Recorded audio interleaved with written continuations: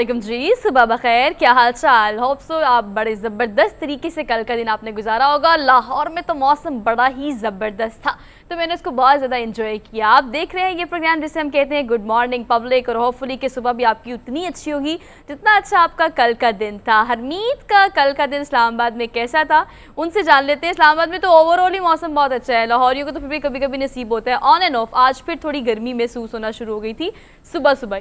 तो हरमीत, इस्लामाबाद में मौसम कैसा है और आपके क्या हाल चाल हैं? जी अस्सलाम वालेकुम, सत श्री अकाल, गुड मॉर्निंग।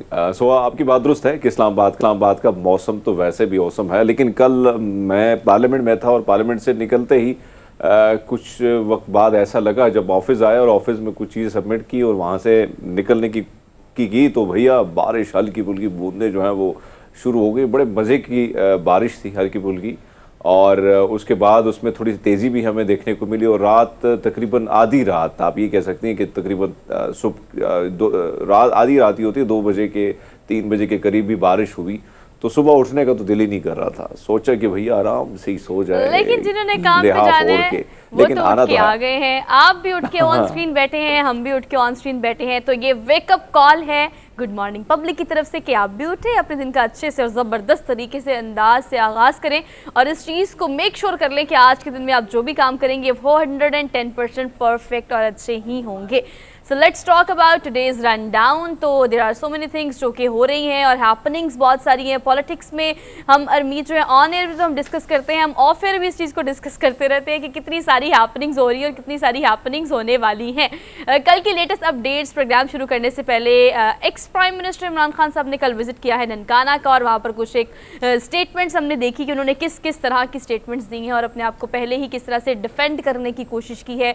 हरमीत भी कल जिक्र कर रहे थे बहुत सारी वीडियोज़ जो कि वायरल भी हो रही हैं, बहुत सारे का आने का अंदेशा भी है। ये जो वीडियो लीक्स और ऑडियो लीक्स की एक गेम है, एक फिल्म है जो कि सियासत में चल रही है, ये क्या रुख इख्तियार करेगी और पॉलिटिशियंस पर कितने इसके आफ्टर इफेक्ट्स हो सकते हैं, इसको डिस्कस करेंगे आज के हम टॉप स्टोरीज में। इसके अलावा आप अगर वज़ीर ख़जाना, पहला आप इसको विजिट कह सकते हैं, पहला एक सख्त कदम भी कह सकते हैं, एक स्ट्रॉन्ग डिसीजन भी कह सकते हैं। इसहाक डार साहब जो है वो IMF और वर्ल्ड बैंक से मज़ाकरात के लिए अमेरिका पहुंच गए हैं। तो ये मईशत के अतबार से, पाकिस्तानी मईशत के अतबार से एक अच्छी खबर भी है, बिकॉज हम पॉलिटिक्स ही खेलते रहते हैं। और प्रोग्राम के आगाज़ में भी हमने चूँकि आपको ये इंडिकेट करना होता है हरमीत के क्या हैपनिंग्स हो रही हैं पॉलिटिक्स में, वरना हमारा बस चले तो हम इतनी हसीन सुबह आजकल जो सर्दियों की होना शुरू हो गई हैं उसमें हम अच्छी अच्छी खबरें दें, लेकिन ये सारी हैपनिंग्स है जो उसमें आपका इंटरेस्ट डेवलप हो जाता है और हमें आपको अपडेट करना पड़ता है। ऑल दो आज के रन डाउन में हरमीत एक मूवी का ट्रेलर भी है जिसमें अब्दुर्रऊफ साहब को मैं और बहुत मिस करेंगे, लेकिन ये मूवी का ट्रेलर अपने व्यूवर्स को हम दिखाएंगे उनके बगैर ही। इंशाल्लाह कल वो होंगे हमारे साथ। जी। और हरमीत एक ऐसा स्कूल, इंटरेस्टिंग खबर है, वैसे ये डेली डोज का हिस्सा होनी चाहिए थी, लेकिन हमने सोचा इस पे पूरा सेगमेंट करते हैं डिटेल। एक ऐसा स्कूल, गवर्नमेंट स्कूल हरमीत, जहाँ पहले आप जाएंगे तो आपको एक ज़बरदस्त सा नाश्ता कराया जाएगा, फिर आप में एनर्जी आएगी पढ़ने की, और उसके बाद फिर आपकी पढ़ाई का बाकायदा आगाज़ होगा। तो ये स्कूल कहाँ पे है? वाहिद गवर्नमेंट स्कूल है, और इसके साथिज़ा ऑब्वियसली किस तरह से सारा एहतमाम होता है खाने नाश्ते का, इस पर हम आपको पूरा एक सेगमेंट बताएंगे। इसके अलावा डाउन सिंड्रोम की हम बात करेंगे, ख़ास तौर पर इसमें मुब्तला जो बड़े लोग हैं, बच्चे हैं, उनको किस तरह से उनकी टेक केयर करनी चाहिए, कौन कौन से स्कूल्स, इदारे इस पर डिटेल काम कर रहे हैं। और वो डिटेल्स काम करने वाले इदारे तो चले फंक्शनल हैं, वो काम कर रहे हैं, लेकिन एक ऐसा कपल, आप यूँ कहें कि पावर कपल हरमीत हमारे पास है जो उनके फ़लाह बहबूद के लिए काम कर रहे हैं, तो उनसे भी आज आपकी मुलाकात कराएंगे टॉप स्टोरीज़ में।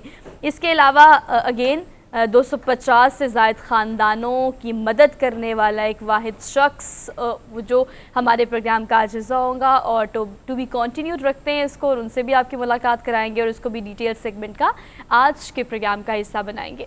तो आगे बढ़ते हैं। चले जी हरमीत, डेली डोज शुरू करते हैं। डेली डोज की बहुत अच्छी है और बड़ी इस्लामिक पर्सपेक्टिव से और मुसलमानों के लिए एक शर्त जो है उसको ख़त्म कर दिया गया है। खा आपका ताल्लुक़ पाकिस्तान से है, किसी भी मुस्लिम मुल्क से है, उम्रे की और हज की अदायगी के लिए अब महरम की ज़रूरत नहीं होगी।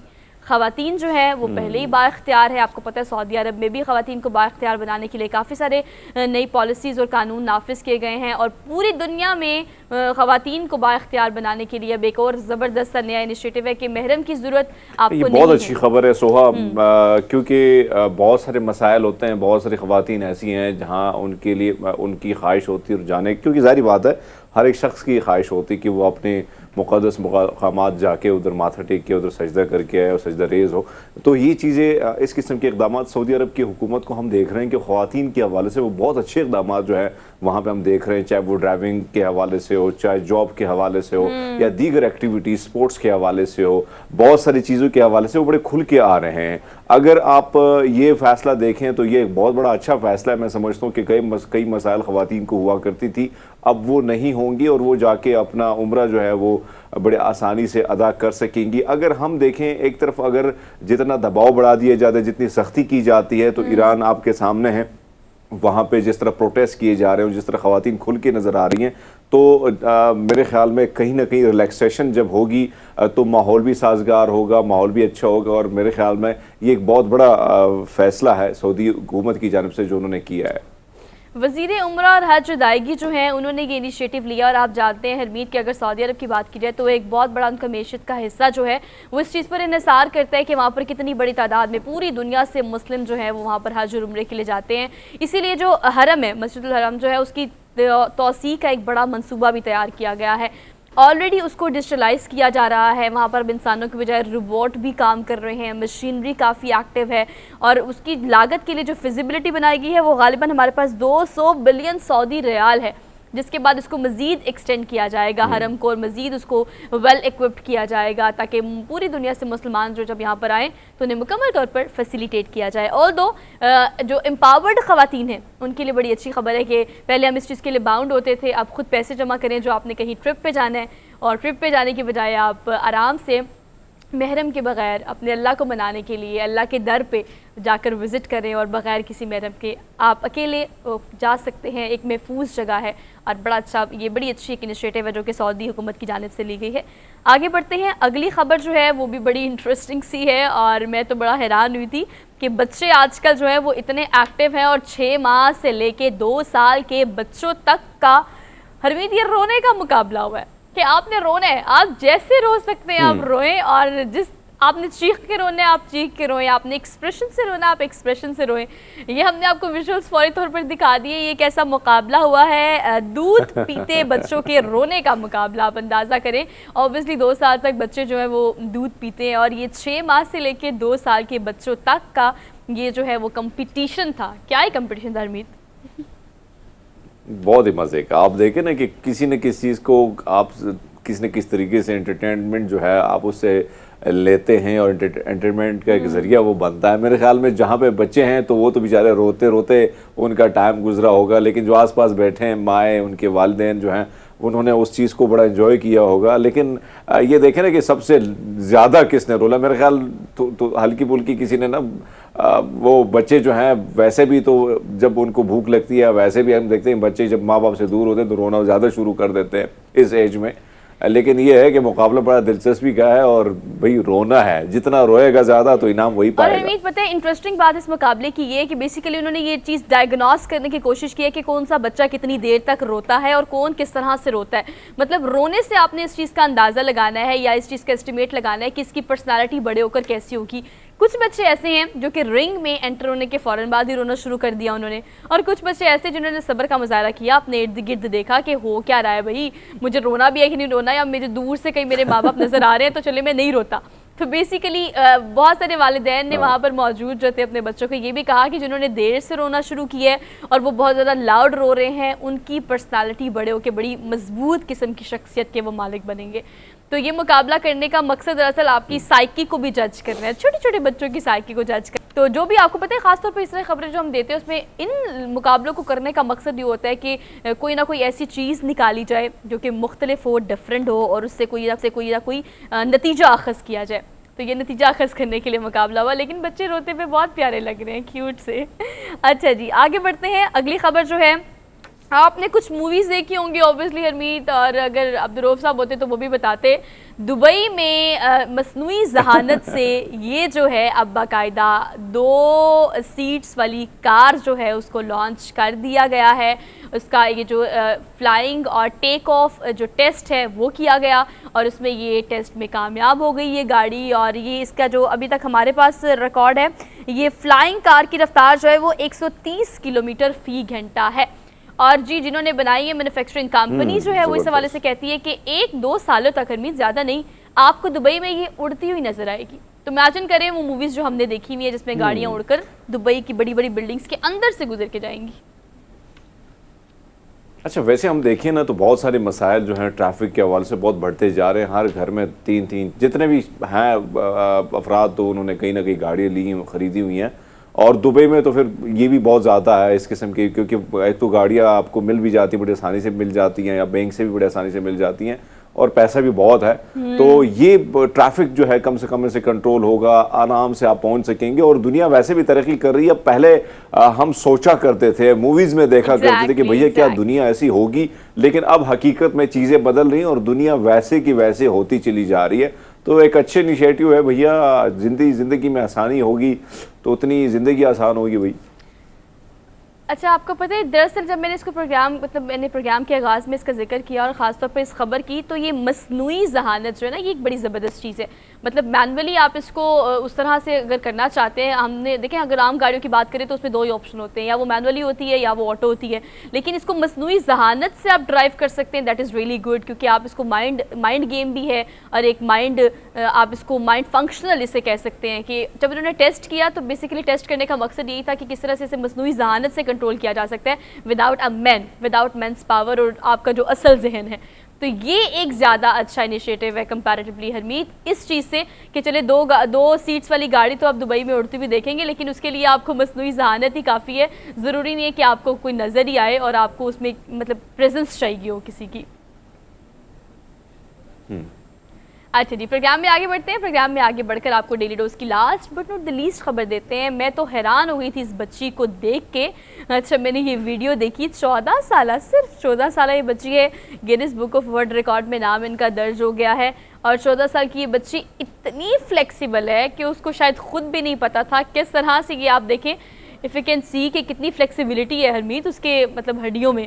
मतलब मुझे याद पड़ता है कि मैं तो बचपन में सबसे ज़्यादा जराही के पास मैं ही गई थी। मेरी हल्की सी कोई बाजू भी खींच देता था तो बाजू में दब आ जाता था या वो निकल जाती थी। और हमारी फ्लेक्सिबिलिटी ऑब्वियसली दुनिया में एक वाहिद बच्ची है जिसको कुछ अर्सा पहले ही पता लगा कि मैं पहले इस तरह के स्कूल कॉलेज में इस तरह के जो एक्टिविटीज़ होती हैं, जो कॉम्पिटिशन्स होते हैं, इसमें पार्टिसिपेट करती थी। बट मुझे नहीं पता था कि मैं इतनी फ्लेक्सिबल हूँ। Look at her. आप देखें ना, ये बड़ा मुश्किल काम भी होता है। आप एक तो फ्लेक्सिबिलिटी अगर आप में है, क्योंकि उसके लिए बाकायदा आपको मालूम भी होना चाहिए कि उसके लिए काफ़ी ट्रेनिंग तो है, साथ में आपने काम भी करना है, प्रैक्टिस भी करनी है, लेकिन उसको कंटिन्यूसली आपने रखना भी है। उसी चीज़ को मेंटेन रखना बड़ा मुश्किल काम होता है, क्योंकि अगर आपका जिस्म फ्लेक्सिबल है, उसमें आपने जान डाली है इस किस्म की, लेकिन उसको रखना जो है वो बड़ा मुश्किल होता है। लेकिन आप देखें ना कि जिस तरह वो करतब दिखाई जा रही है, ट्रेन के स्टैंड के साथ लटकना, फिर वहाँ पे टेबल के साथ, या मुख्तलिफ करतब जो वो दिखा रही है, ये इंतहाई मुश्किल काम है। लेकिन जिस्म में इस किस्म की फ्लेक्सिबिलिटी लाना वाकई में अपना एक कमाल है, मुनफरिद किस्म का कमाल है जो वो कर रही है। देखिए जैसा लग रहा है कि कोई रोबोट जो है वो हमारे आसपास से गुजर रहा है, इंसान नहीं है बल्कि रोबोट है। तो भैया दुनिया है। और रोबोट तो आप बिल्कुल ठीक कह रहे हैं, लेकिन एक रबड़ नहीं होती जिसको आप किसी तरीके से कहीं भी मोल्ड कर लें और कहीं भी मोड़ लें। रोबोट वाला, वो रबड़ वाला रोबोट आप ये कह सकते हैं कि उस किस्म का ये बना हुआ। और यूनिफॉर्म जो है, जिस यूनिफॉर्म में वो है, तो वो भी बड़ी मजे की है पहनी उन्होंने। ये देखें ना, ये कितना मुश्किल सीन है। बड़ा चलते हुए ट्रेन में आप इस किस्म के करतब दिखाएं, या जिस स्टैंड पे खड़े हो गए आप इस किस्म का, और बड़ा मुश्किल होता है। हल्का फुल्का बैलेंस बिगड़ गया तो भाई कुछ भी हो सकता है, लेकिन उसके बावजूद वो बड़ा कमाल का वो करतब वो दिखाती जा रही है। और ऐसे लोग, वही बात, आप रिकॉर्ड के लिए आप बहुत आपने कोशिश करनी होती, बड़ी मेहनत करनी, और बड़े कम लोग होते हैं जिनकी ख्वाहिश होती है और जो करते हैं कुछ डिफरेंट करते हैं, और इन्हीं लोगों में ये भी शामिल है। और काफ़ी बड़ी यूट्यूबर भी हैं हरमीत, इनकी यूट्यूब्स की बहुत सारी वीडियोस ऑलरेडी वायरल हैं। लेकिन अब फाइनली इनका नाम जो है Guinness book of world record में आ चुका है। आप देखिए किस तरह से फ्लेक्सिबिलिटी से गर्दन ज़मीन पर अलग है, कमर ज़मीन के साथ लगी हुई है, और कमर से बाकायदा तौर पर अपने ही टांगों के अंदर से मूव करके वो पूरी कर्व करके दिखा रही हैं। सो वो कहती हैं इसको कि मैं प्रोफेशनली आगे लेकर चलना चाहती हूँ, बिकॉज बहुत सारी गेम्स और एथलीट्स जो हैं वो इस तरह के, खासतौर पर पाकिस्तान में तो हम इस बारे में इस तरह से बात नहीं कर सकते, लेकिन इंटरनेशनल लेवल पर ऐसी बहुत सारी गेम्स हैं जो कि आपकी बॉडी फ्लेक्सिबिलिटी पे हैं। तो वो कह रही कि मैं उस तरह की कंपटीशन में पार्टिसिपेट भी करना चाहती हूँ। आपको पता है जिमनास्टिक में ये बहुत अच्छा एक रोल प्ले कर सकती हैं, और वो कहती हैं कि मैं इसे एज अ करियर आगे परस्यू करना चाहती हूँ। तो वीडियोस इनकी सोशल मीडिया पर और यूट्यूब पर बहुत सारी हैं, वहाँ पर जाकर जो है वो आप इनकी वीडियोस देख सकते हैं। लेकिन अमित, मुझे लगता है प्रैक्टिस से ज़्यादा या वर्ल्ड रिकॉर्ड बनाने से ज़्यादा ये चीज़ें नेचुरली आपके अंदर होती हैं। मतलब इतनी फ्लेक्सिबिलिटी पैदा करने से नहीं आती, ये एक नेचुरल चीज़ है जो कि आपको ना गॉड गिफ्टेड कह सकते हैं आप। ये बात मैं मानता हूँ, आपकी बात दुरुस्त है, क्योंकि हम जब क्रिकेट खेला करते थे तो हमारे साथ एक, आप तो उनकी डेथ हो गई है, अल्लाह ताला उनको माफ़रत करे, लेकिन हम उनको देखा करते थे जिस किस्म से उसकी फ्लैक्सिबिलिटी थी वो हम उधर जितने भी हमारे लड़के हुआ करते थे उनमें नहीं होती थी। तो आपकी बात दुरुस्त है कि कहीं ना कहीं चीज़ ये कुदरत की तरफ से इंसान में होती है, और वो पैदाइशी तौर पर इतना फ्लैक्सिबल होता है, उसका जिस्म इस किस्म का होता है कि उसे उसकी इस तरह प्रैक्टिस की ज़रूरत भी नहीं पड़ती है। वैसे तो हम देखते हैं कि ज़्यादातर कोशिश ये होती है कि प्रैक्टिस करके ही आप जो है वो इस किस्म की फ्लैक्सिबिलिटी जिसम में ले आते हैं, लेकिन कुछ लोग हम कुदरती तौर पर, पैदाइशी तौर पर हम उनको देखते हैं कि वो होते हैं, और बचपन से लेकर जब वो जवान हुए तब तक वो इस किस्म की करतब दिखाया करते थे कि हम खुद भी हैरान होते थे। तो आपकी बात से मैं एग्री करता हूँ कि ये जो बॉडी उनकी है, जिस तरह वो मुड़ रही है और जिस तरह वो आप देखें ना जिस तरीके से वो मूव कर रही है, ये बड़ा मुश्किल काम है। तो ऐसा लगता है कि कहीं ना कहीं ये कुदरती तौर पर, पैदाइशी तौर पर उससे ये जब से पैदा हुई है तो इस किस्म की इसके बॉडी में सारी, आप ये लटकते हुए ट्रेन को अगर आप देखें तो ऐसा लगता है कि जो स्कूल का बैग्स है वो किसी ने लटकाया हो। आजकल बैग्स भी बड़े मजे मजे के होते हैं बच्चों के, तो ये चीज आपकी बात दुरुस्त है, इस बात में मैं एग्री करता हूँ। और आपको पता है वो छोटी सी बच्ची है, 14 साल की, ज़्यादा बहुत बड़ी नहीं है, लेकिन वो ये कहती है कि मेरा इस हवाले से ख्वाब है कि मेरा एक ऐसा स्कूल हो जहाँ पर मैं ये सब कुछ सिखाऊं और ख़ास तौर पर इस तरह का डांस सिखाऊं। बेसिकली उनको ये इस चीज़ का अंदाज़ा तब हुआ कि 2017 में कोई डांस मूव था बहुत फेमस, वो उस डांस मूव को कर रही थी। उस दौरान उनको इस बात का अंदाज़ा हुआ कि मेरी बॉडी बहुत फ्लेक्सिबल है और मैं बगैर सीखे भी ये डांस मूव कर सकती हूँ। तब ये चीज़ उनको पता लगी, she realized at that time, और उसके बाद फिर वो ओबियसली प्रैक्टिस की होगी। अब Guinness book of world record में नाम डालने के लिए ये वीडियो बनाई, और वीडियोस बनाकर जो है वो यूट्यूब पे डाली और यूट्यूब पे वायरल हो गई। लेकिन अब उनका फाइनल जो वो कहती है कि मेरा मकसद ये है कि मैं एक ऐसा स्कूल बनाऊँ जिस स्कूल में मैं डांस सिखाऊँ, और डांस सिखाने के साथ साथ इस तरह के मूव्स भी, और बच्चों को बेसिकली मैं ट्रेंड करूँ। So that is really good. So we are done with our daily dose. Wednesday daily dose हो गया पूरा। हमने एक छोटी सी ब्रेक लेनी है, वापस आते हैं। Keep watching good morning public. Welcome back after the break. Political happenings की बात कर लेते हैं। कल के दिन में ताज़ा तरीन अपडेट्स ये हैं कि आपने देखा कि ex prime minister Imran Khan जो है उन्होंने ननकाना का विज़िट किया, और इसके अलावा हमने ये देखा कि इसहाक डार साहब बीइंग वज़ीर ख़जाना जो है वो उनका पहला विज़िट है IMF से मिलने के लिए, मुज़ाकरात के लिए, और इसके अलावा वर्ल्ड बैंक से भी मिलने के लिए वो अमरीका पहुँच चुके हैं। लेकिन अगर हम PTI की एक्टिविटीज़ को देखें तो कल के दिन में तोशा खाना पर जो है वो आसिफ अली ज़रदारी के ख़िलाफ़ रेफरेंस दायर कर दिया गया है। तो ये जो केसेस की एक गेम चल रही होती है सियासत में, ये रुकती नहीं है, और जवाबी कार्रवाई जो है वो PTI की जानिब से की जाती है, कभी नून लीग की जानिब से की जाती है। लेकिन एक टाइम ऐसा आता है कि केसेस से आपको रिलीज मिलना शुरू हो जाता है, जो कि आजकल नून लीग के साथ हो रहा है। इस पर मजीद बात कर लेते हैं। अब्दुल कयूम सिद्दीकी साहब हमारे साथ मौजूद हैं, सीनियर एनालिस्ट हैं। सर आपने हमें वक्त दिया, बेहद शुक्रिया sir. Good morning from our side. कैसे हैं आप? ठीक है जी हाँ, बिल्कुल ठीक। आप बताइए, आप कैसे हैं? पाकिस्तान कैसे? अल्हम्दुलिल्लाह सर, अल्हम्दुलिल्लाह सर। ये कहिएगा कि बहुत सारी पॉलिटिकल हैपनिंग्स है, लेकिन लेटेस्ट अपडेट ये है कि इसहाक डार साहब जो हैं वो अब रवाना हुए हैं वर्ल्ड बैंक से मुलाकात के लिए, IMF से मुज़ाकरात के लिए, और डॉलर को भी आप देख रहे हैं कि उनके आने के बाद कंपैरेटिवली हमें काफ़ी चेंज नज़र आ रहे हैं। आप उसको अजीबो गरीब कहें, हैरान कुन कहें, या कुछ भी कहें, तो आप इस सारी हैपनिंग्स को किस तरह से देख रहे हैं?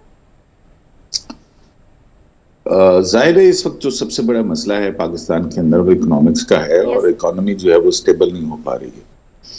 तो अगर डॉलर जो है वो नीचे जा रहा है तो ये तो अच्छी खुशखबरी तो है, लेकिन देखना यही है कि ये परमानेंट होता है या फिर एक मरतबा फिर कोई आर्टिफिशियल जो है वो मैकेनिज्म के जरिए से इसको नीचे लाया जा रहा है। तो ये जाहिर है कि बहुत बड़ा टेस्ट है। और दूसरी बात ये कि क्योंकि इसहाक डार साहब एक तवील अरसे तक वज़ीर ख़जाना रहे हैं, और IMF हो गया या वर्ल्ड बैंक हो गया, वहाँ पे देखना यह है कि वो किस हद तक निगोशिएट करके अपने लिए, पाकिस्तान के लिए रिलीफ जो है वो हासिल कर सकते हैं। अच्छा सर, हमने देखा कि आपने भी परसों देखा था कि आरिफ अलवी साहब जो है सदर मुमलिकत, तो उनका जो बयान सामने आया वो बड़ा हम देख रहे थे कि खान साहब का जो बयान था साइफर के हवाले से वो बड़ा मुख्तलिफ था। तो क्या आपको लगता है कि खान साहब एक तरफ तो एंटी स्टैब्लिशमेंट गेम खेल रहे हैं, लेकिन कहीं ना कहीं उनकी टीम जो है वो मुफाहमत का रास्ता ढूंढ रही है, और ये बयान जो है ये दिया नहीं बल्कि दिलवाया गया है? क्या लगता है सर आपको? अब ये तो मैं कुछ नहीं कह सकता कि दिलवाया गया। सदर पाकिस्तान को कौन मजबूर कर सकता है, ये देखने वाली बात है। मेरा ख्याल है कि आरिफ अलवी साहब जो है, एक तरफ इब्तदा में आपको याद है कि उन्होंने खत भी लिखा था चीफ जस्टिस ऑफ पाकिस्तान को इसी साइफर की तहकीकात के हवाले से, उस पर कुछ नहीं हुआ है। लेकिन साइफर ही के हवाले से जब 5 अप्रैल को असेंबली तोड़ी गई थी, उसके बाद जब सुप्रीम कोर्ट ने उसको नोटिस लिया था और असेंबली बहाल कर दी थी, और सदर, वजीर आजम और डिप्टी स्पीकर कासिम सोरी के इक़दाम को गैर आईनी करार दिया था, उस का जो तफसीली फैसला आया है उसके अंदर भी साइफर के हवाले से सुप्रीम कोर्ट ऑफ पाकिस्तान ने उसको बड़ा डिटेल जो है वो एनालाइज किया है। और उसमें सुप्रीम कोर्ट ने बिल्कुल ये लिखा है कि ना सिर्फ ये कि उससे पहले जब साइफर आया तो जब इमरान खान साहब की हुकूमत थी तो नेशनल सिक्योरिटी काउंसिल का मीटिंग हुई और उसके एक इलामिया जो था वो जारी हुआ। फिर उसके बाद जब मौजूदा गवर्नमेंट का सेटअप आया तो उसके बाद फिर जो है नेशनल सिक्योरिटी काउंसिल की एक मतबा मीटिंग हुई, और उसके अंदर कहीं कोई इस किस्म की साजिश का बयानिया जो है वो नहीं है। तो ये तहकीकात कराना जो है वो काम हुकूमत का था। जब उनकी अपनी हुकूमत थी इमरान खान साहब की, और सुप्रीम कोर्ट ये लिखती है कि 21 दिन गुजर गए, 7 मार्च को अगर आया था और फिर उसके बाद जो है वो 5 अप्रैल तक, तो ये बहुत सारे दिन गुजरे। उस दौरान हुकूमत जो है उसने क्या किया था। फिर जो दूसरी बात है, अब जो ऑडियो लीक्स हुई हैं, ऑडियो लीक्स के अंदर आप देख ही रहे हैं, उसमें सुप्रीम कोर्ट ने भी ये कहा, और फिर जो इंटेलिजेंस एजेंसीज थी उनकी भी ये रिपोर्ट थी कि कोई इस किस्म की साजिश नहीं है। हाँ, उसके अंदर जो है डिमार्श करने के लिए कहा गया था, वो हुकूमत ने किया। तो ये तो सारे फैक्ट्स हैं, और ये साइफर के साथ जाहिर है कि वो सियासत जरूर की गई। अरे सर ये कहिएगा, ऑडियो लीक्स की सर, आपने मैं बात आपसे की जानना है, चाह रहा हूँ जिस तरह आपने ऑडियो लीक्स की सर आपने बात की है, इस तरह से हम लोग डिस्कस कर रहे थे कि ऑडियो लीक्स के बाद अगला क्लाइमैक्स है वीडियो लीक्स का। अब कल ननकाना पहुंच रहे हैं ex prime minister Imran Khan साहब। उन्होंने पहले ही अपने आप को, मतलब अब डिफेंड करना कह सकते हैं, या आप कह सकते हैं कि पहले उन्होंने एक स्टेटमेंट दे दी कि कुछ इस तरह की वीडियोस बनाई जा रही हैं, उनको एडिट किया जा रहा है।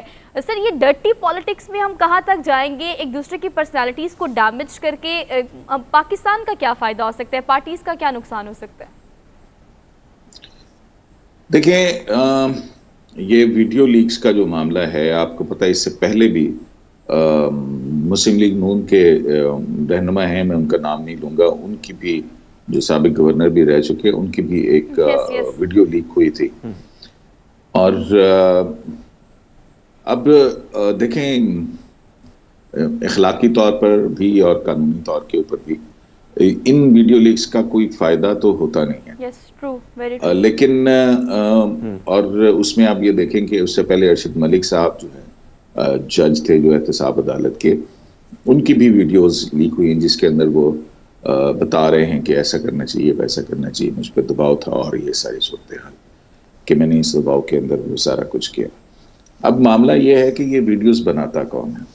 अब इस हवाले से सुप्रीम कोर्ट की एक जजमेंट है आसिफ सईद खोसा साहब की, यही जब अरशद मलिक साहब का फैसला हो रहा था, उसमें कोई 20 के करीब स्टेप्स हैं जिसके ऊपर अगर आप पूरा उतरते हैं तो फिर इसकी एक एविडेंस वैल्यू जो है वो बनती है।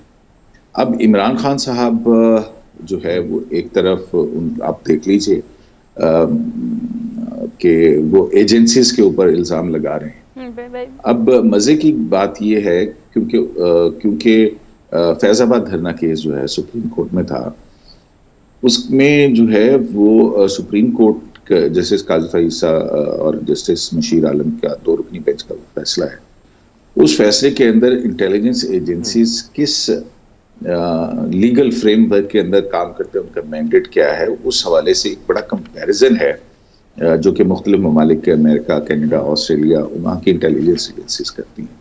और इस हवाले से जो काम करना है कि आया इन इंटेलिजेंस एजेंसीज अपने जो दायरा कार है उससे बाहर निकल के काम कर सकते हैं या नहीं कर सकते हैं, उस पर लेजिस्लेशन की जरूरत है। और इस किस्म की कोई लेजिस्लेशन जो है वो यहाँ पर नहीं है।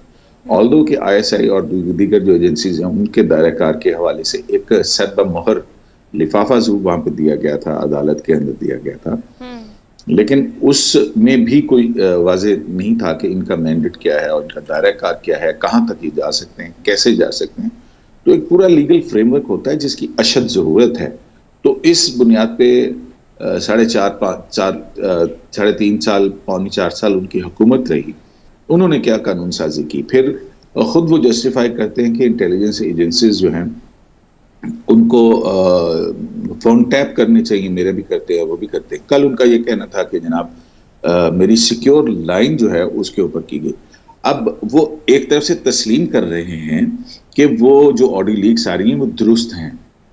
अब ये बात मुझे समझ नहीं आ रही कि ये इसका मतलब है कि कुछ ना कुछ एक ऐसा है जिसकी पर्दादारी की जा रही है, लेकिन वो तस्लीम भी कर रहे हैं उन तमाम ऑडियो लीक्स के हवाले से। अब सिक्योर लाइन के हवाले से कौन सी हो सकती है जी। आपको याद होगा कि एक और पहले भी वीडियो लीक आई थी, और सॉरी ऑडियो लीक आई थी, जिसमें खातून अव्वल उस वक्त की जो हैं वो एक गुफ्तगू कर रही हैं और फिर अरसलान बेटा इसको गद्दारी से लिंक कर दो, वो सारी सूरत हाल। क्या वो सिक्योर लाइन के ऊपर प्राइम मिनिस्टर ऑफिस को इस तरह से इस्तेमाल किया जा सकता है? फिर उसके बाद तैयबा गुल के बहुत संगीन इल्जामात हैं कि प्राइम मिनिस्टर हाउस जो है उसको उनके लिए कैद खाना बना के रखा गया, उनको 1.5 माह तक वहां पर रखा गया। वो मामला भी शायद पब्लिक अकाउंट्स कमेटी के अंदर है। तो जहां पे ये मामला है कि PM हाउस या PM सेक्रेटेरिएट की जो सिक्योरिटी है उसकी ब्रीच हुई है, तो दूसरी तरफ क्या प्राइम मिनिस्टर हाउस के अंदर इस किस्म की एक्टिविटीज की इजाजत किसी तरह से भी दी जा सकती है? तो ये एक बहुत बड़े सवालात हैं, और वो इमरान खान कह तो रहे हैं कि वो इस मामले के ऊपर जो है वो जाएंगे वहां पे। अब ये फोन टैपिंग के हवाले से भी सुप्रीम कोर्ट के फैसले हैं, मौजूद हैं। बेनजीर भुट्टो की गवर्नमेंट जो थी उस पर भी ये इल्जाम आया था कि वो जजेस के फोन भी टैप जो है वो किए जाते थे। तो उस पर जैसे सलीम अख्तर का नोट तो है, वो ये कहते हैं कि बेनजीर हुकूमत की जो खात्मा है उसको जस्टिफाई करने के लिए यही एक अमल काफ़ी है कि ये जजेस के फोन टैपिंग का मामला जो है। तो ये जाहिर है कि फोन टैपिंग का मामला एक बड़ा इंतहाई अहम मामला है, और बिलखुसूस प्राइम मिनिस्टर सेक्रेटेरिएट के अंदर या प्राइम मिनिस्टर हाउस के अंदर या प्राइम मिनिस्टर की गुफ्तगू को टेप करने के हवाले से। लेकिन दूसरी तरफ वो इसको डिनाई नहीं कर रहे हैं। वो ये कह रहे हैं कि प्राइम मिनिस्टर आजम खान से क्या गुफ्तगू करता है, उसका तुम्हारे साथ क्या काम है, और उसको लीक कर रहे हैं। तो ये कंट्राडिक्शंस तो उनके अपने जो है वो बयानात के अंदर भी है, उनकी पर्सनालिटी में भी है। जी हरमीत। अच्छा सर, मैं आपसे जानना चाह रहा हूं कि हमने देखा है कि जब हुकूमत बदलती है तो या तो इदारों की जानिब से भी गद्दारों की एक लिस्टें जो है वो बना दी जाती हैं, हुकूमत आती है, नए लोगों की जो है करप्शन की केसेस के हवाले से बहुत सारे केसेस बनते हैं। अब हम देख रहे हैं कि फॉरेन फंडिंग केस में जो ममनुआ फंडिंग केस है उसमें इमरान खान साहब पर कल मुकदमा भी दर्ज कर दिया गया है। तो क्या आपको लगता है कि एक तो राना सनाउल्लाह साहब को कल काबीना ने फ्री हैंड दे दिया है, तो ऐसे में क्या आपको लगता है कि मुकदमात आगे PTI के लोगों पर अब बनते जाएंगे और केसेस करप्शन के हवाले से, और जिस तरह हम देख रहे हैं कि मुकदमात में मुकदमात और मुख्तलिफ सेशन कोर्ट और हाई कोर्ट का जो है वो पेशियों पे पेशियां इमरान खान साहब की हो रही हैं, तो आने वाले दौर में ये कुछ ज्यादा हो सकती हैं सर? देखिए, जो प्रोहिबिटेड फंडिंग का मामला है ये जाहिर है कि एक सेंसिटिव मामला है पाकिस्तान तहरीक इंसाफ के लिए, और इसमें एलिजिडली मनी लॉन्ड्रिंग हुई है, और बिलखुसूस वॉटिंग क्रिकेट क्लब के आरिफ नकवी साहब जो हैं उनका सारा सिलसिला है। तो मनी लॉन्ड्रिंग का केसेस तो या एंटी मनी लॉन्ड्रिंग के हवाले से केसेस इमरान खान साहब की हुकूमत ने भी शहबाज शरीफ, हमजा शहबाज पे बनाए थे, जिस पे अब कल उन्होंने बरियत की दरख्वास्त दी हुई है कि वो कैसे केसेस बनते नहीं हैं। तो देखना तो यही है कि जाहिर है अभी तो इन्वेस्टिगेशन के मराहल के ऊपर है, इस इन्वेस्टिगेशन के बाद क्या क्या चीज़ें सामने आती हैं, क्योंकि एक बहुत बड़ा ये मुकदमा जो है वो तो इन्हीं के अकबर एस बाबर जो हैं वो 8 साल तक इलेक्शन कमीशन ऑफ पाकिस्तान में इसकी पैरवी करते रहे, इस मुकदमे को फाइट करते रहे और फिर उसके बाद जो है वो इस मुकदमे का फैसला है। और ये बड़ा इम्पोर्टेंट भी है इस तरह से कि पॉलिटिकल पार्टीज को रेगुलेट करने की बॉडी जो है वो इलेक्शन कमीशन ऑफ पाकिस्तान है और इसके फ्यूचर पॉलिटिक्स पर बड़े अच्छे असरात होंगे। दूसरी तरफ आप देखेंगे इंटरनेशनली आप पैटफ के still we are in the grey list, तो ये मनी लॉन्ड्रिंग का पैसा आना और कहाँ इस्तेमाल होना, फिर उसके बाद अकाउंट्स जो हैं उनको छुपा के रखना, तो ये जो है एक संगीन मामला है क्योंकि कॉन्स्टिट्यूशन के अंदर ये है कि इस तरह की ममनुआ फंडिंग नहीं ली जा सकती, तो आईनी मामला है। अब उसकी परतें खुल रही हैं, ये इन्वेस्टिगेशन कहाँ तक जाती है। अभी तो ये सिर्फ 2013 तक के मामला थे, 2013 के बाद से आने वाले मामला जो है वो किस नहज पे जाते हैं, तो ये भी है। और फिर दूसरी तरफ अगर आप हम देखेंगे जो 190 मिलियन पाउंड्स का मामला है जिसके फवाद चौधरी भी इस बात को तस्लीम कर चुके हैं कि वो सरबमोहर लिफाफे के अंदर था और बंद लिफाफे के अंदर मौजूद तफसीलात की उनकी काबीना ने मंजूरी दी थी, तो जो कि नैब को भिजवाया गया, शायद उसके अंदर भी कॉल अप नोटिस वगैरह आए नहीं। तो देखिए इमरान खान साहब का सबसे बड़ा नारा भी यही है कि वो करप्शन के खिलाफ उनकी जंग है और बाकी उनको सबको चोर लुटेरा डाकू जो भी है वो कहते हैं। तो अब जो उनका भी एहतसाब हो रहा है, अगर 92 से शुरू होने वाला एहतसाब जो कि पनामा पे आके कल्मिनेट होता है और उसके अंदर भी जो ना वसूल करदा तनख्वाह उस पर प्राइम मिनिस्टर को नाअहल करार दिया जाता है। फिर तोशा खाना है, तोशा खाना की आप देख लीजिए, घड़ी का मामला और फिर दीगर मामला जो कि इंटरनेशनल एम्बेरसमेंट हुई, जिसकी शिकायत जो है वो बाहर के ममालिक ने पाकिस्तान से की हैं। तो अब आप ये कहें कि इस पे कुछ ना किया जाए, तो अगर कानून को हरकत में नहीं लाया जाएगा तो फिर इस कानून की जरूरत क्या है? सर, इस कानून को जब पॉलिटिकल पार्टीज चेंज होती हैं, हुकूमत चेंज होती है, ऑपोजिशन आती है, ऑपोजिशन चेंज होती है, हम देखते हैं कि इन केसेस को मुख्तलिफ तरीके से मोल्ड करके या कई सालों से दबाए केसेस जो हैं वो हम बाहर निकाल लेते हैं। अब PTI ने जवाबी कार्रवाई की है, तोशा खाना के पर जो है वो आसिफ अली जरदारी के खिलाफ रेफरेंस दायर कर दिया है कि उस वक्त आप सदर होने के नाते इस चीज़ के अहल नहीं थे कि आपने 3 गाड़ियाँ तोशा खाना से ली।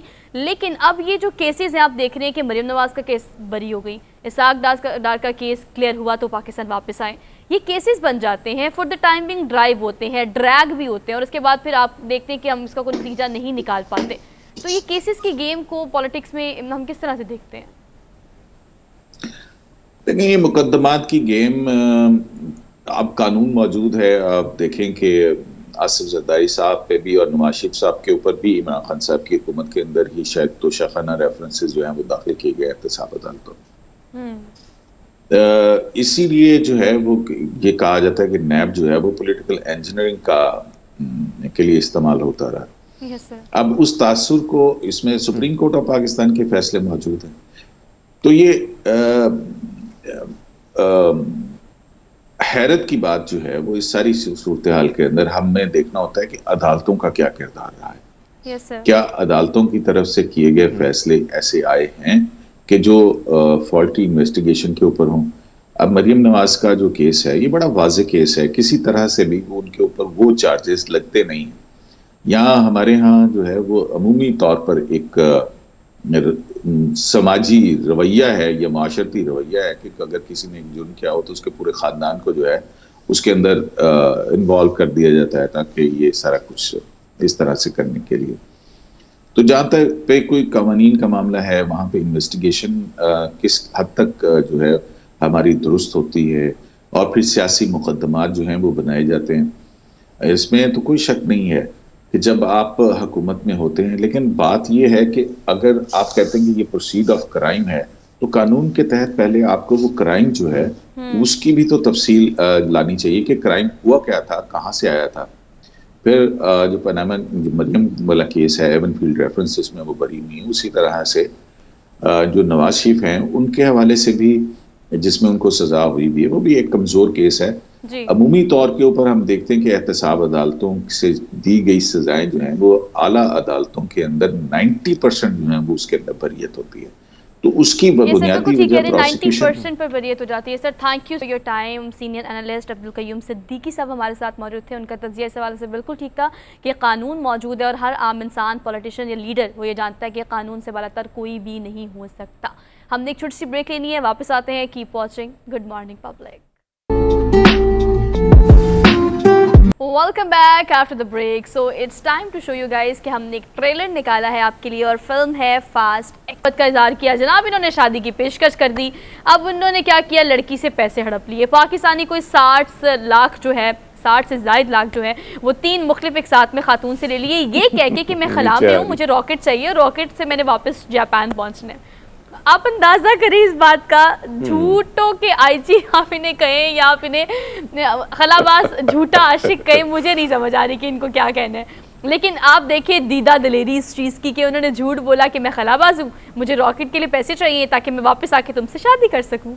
मतलब क्या, मतलब what is this? So sweet. आप देखें ना कि एक चीज जो मैंने देखी है सोहा, बाहर की दुनिया में ना, मैंने आपसे वैसे भी अभी बात हम जब कर रहे थे डिस्कशन, तो बाहर की दुनिया में एक चीज मैंने देखी कि झूठ बोला तक नहीं जाता और झूठ को लोग बिलीव भी नहीं करते कि बंदा झूठ बोलता है। तो वहां पे कुछ ही लोग ऐसे होते हैं जो झूठ बोलते हैं और लोग उसको यकीन भी कर लेते हैं। मेरे एक डॉक्टर दोस्त हैं जो अभी भी पिम्स में है, नाम नहीं लूंगा, लेकिन वो जब हमारे साथ हुआ करते थे तो उन्होंने एक खातून, उनकी गर्लफ्रेंड थी, तो उनसे वो जब बात करती थी तो उनसे कहा करते थे कि मेरे जो वालिद साहब है ना वो परवेज मुशर्रफ साहब है। उस वक्त परवेज मुशर्रफ जो है वो सदर मुमलिकत थे पाकिस्तान के। तो आप ये अंदाजा लगा लो कि उस खातून ने उस पर यकीन भी कर लिया था। उसने ये सवाल नहीं किया कि भैया अगर वो प्रेसिडेंट ऑफ पाकिस्तान है तो इधर आप क्या होटल में क्या कर रहे हो, वेटर का जॉब कर रहे हो साथ में। तो ये जो चीजें हैं ना वहां पे लोग बिलीव बहुत जल्दी कर लेते हैं और कहीं ना कहीं पाकिस्तानी हम लोग ना बाहर की दुनिया में इस तरह किस्म की खवातीन से ज्यादा फायदा उठा ही लेते हैं। तो ये भी बड़ा चालाक किस्म का बंदा निकला है जिसने हरमीत, वो जापानी खातून है बेचारी मासूम सी, उसने यकीन कर लिया इस बात पे और जनाब ने कहा कि मैं इंटरनेशनल जो हवाई स्टेशन है उसमें खलाबाज हूँ। और आप अंदाज़ा करें कि झूठ की उसकी पीक ऑफ मतलब कॉन्फिडेंस, हाइट ऑफ कॉन्फिडेंस देखें आप उसका। उसने कहा मुझे रॉकेट चाहिए ताकि मैं खला से जापान पहुंच सकूं और मैं आके तुमसे शादी कर सकूं। तो उसने 3 एक साथ में पैसे तो पहुंचा दिए, लेकिन बाद में जब उसने मजीद पैसों का मुतालबा किया तो उसको हुआ कि यार इस दाल में ज़रूर कुछ काला है, तो डायरेक्ट उसने पुलिस से रुजू किया। अब देखिए कहानी का DN क्या होता है, लेकिन इट्स वेरी बैड। लेकिन हम तो हंसी मजाक में इस बात को उड़ा रहे हैं। अब वो पता नहीं उसने सोचोगे कि खिलाबाज नहीं, बहुत बड़ा बंडलबाज है, इसलिए फिर बेचारे को आया होश, लेकिन वक्त गुजर चुका था। अच्छा जी, जो बड़ी ज़बरदस्त सी एक खबर थी और हमने सोचा आप लोगों से शेयर करते हैं। और शेयर करने का मकसद है कि भी ऐसे फ्रॉड करने वाले जो लोग होते हैं उनसे बचें। एक्सपेक्ट आप किससे नहीं करते कोई आपसे झूठ बोलेगा नहीं बोलेगा, लेकिन बार बार आपको प्रूफ चेक कर लेना चाहिए जिससे आप ही बचेंगे।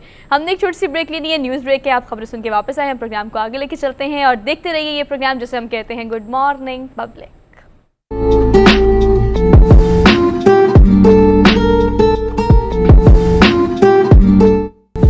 Welcome back after the break. Hopefully कि आपने अपने दिन का आगाज़ अच्छे से कर लिया होगा और अगर नाश्ता कर लिया तो ठीक है, अगर नहीं किया तो मैं आपको जो खबर देने लगी हूँ उसमें आपकी परेशानी भी काफ़ी हद तक ख़त्म हो जाएगी। बीइंग अ पेरेंट्स, अगर आपको लगता है कि आपका बच्चा नाश्ता करके नहीं जाता तो कोई बात नहीं, बच्चा स्कूल में नाश्ता कर लेगा, लेकिन हर स्कूल ऐसा नहीं करता।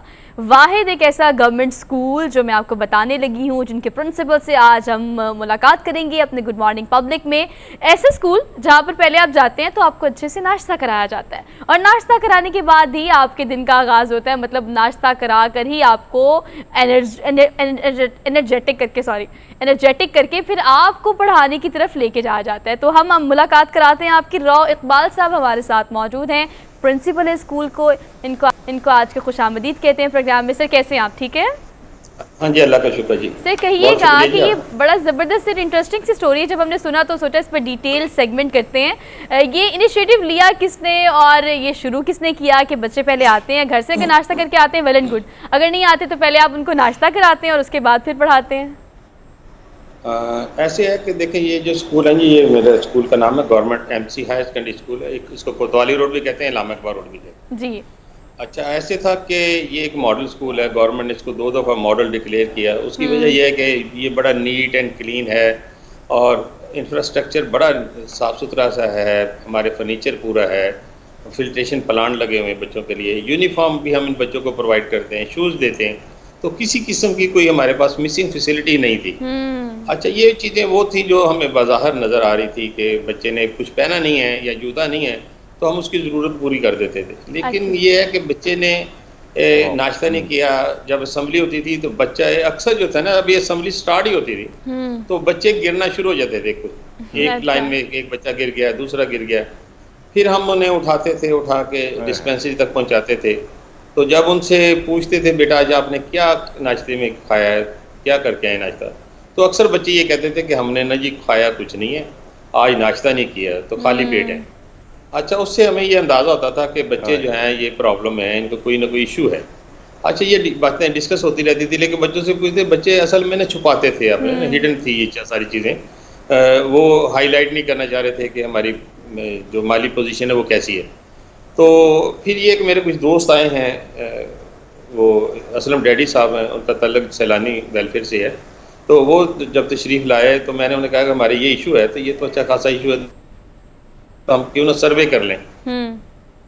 और हमने बच्चों के साथ जब इंटरेक्शन की है, पूछा है, गपशप लगाई है, और फ्रेंडली माहौल में हमने पूछा कि कितने बच्चे हैं इस क्लास में जिन्होंने आज नाश्ता नहीं किया। तो जिन्होंने नाश्ता नहीं किया सब जो देखी हैं, तो उसमें वो किसी क्लास में 5 थे, किसी में 10 थे, किसी में 12 थे।